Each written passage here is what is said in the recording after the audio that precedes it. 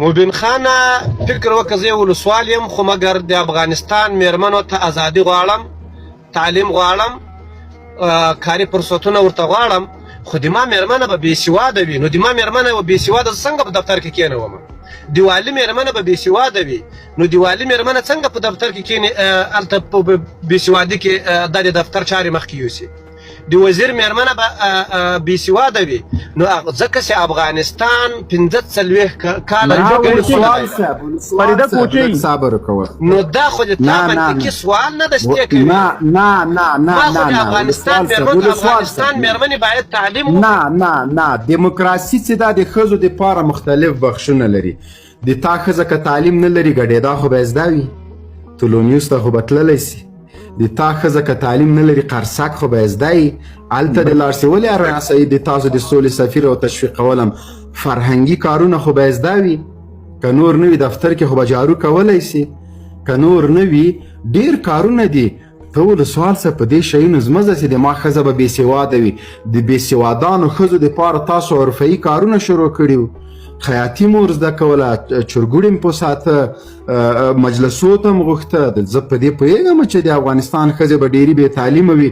بیا ښه چې د تا ښځه بې تعلیمه ده، ولې د تعلیم له فرصت نه ګټه نه پورته کوي؟ تاسو مؤسسات نه وګمارلي چې پخو عمر ښځو حالات یې سبقونه ویلې مکتب، تاسو ولې نه پې ویلې؟ په 20 کالو کې نه سو کېدلی ولسوال صاحب،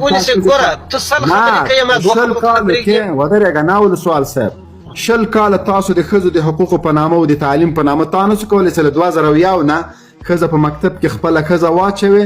په 14 کالو کې هغه پانتونه مې له دوکتورا یم کولی دا کارونه کولی، دا فرصت ضایع که. ولسوال صاحب سره خطاباسو به نه ولا که ته چندان دیموکرات یې او نه ولا که ته چندان مسلمان یم. د تعلیم دروازې خو تا راباندې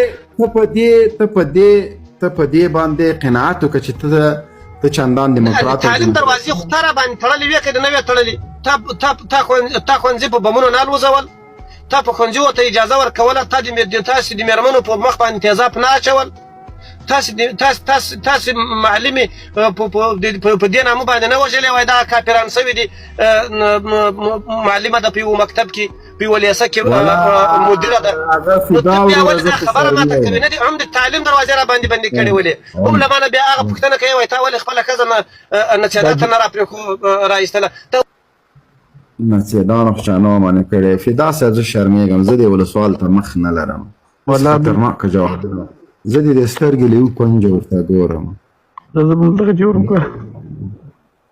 ځواب نشته چې د ما ځواب وایه. ما غوښته د خیاطي کاري فرصتونه په کار باندې اچول. هغه ته نه خپلې ښځې ته، ته هلته ټوپ کې خپلې ښځې ته له ځانه یې شروع کړه. جمهوریت تېر ځان عملي کوي، له ځانه یې شروع کړه، پلي کوي ته ورسره بحث وکړه. فدا وروره زه لږ ذره چرت نیسم.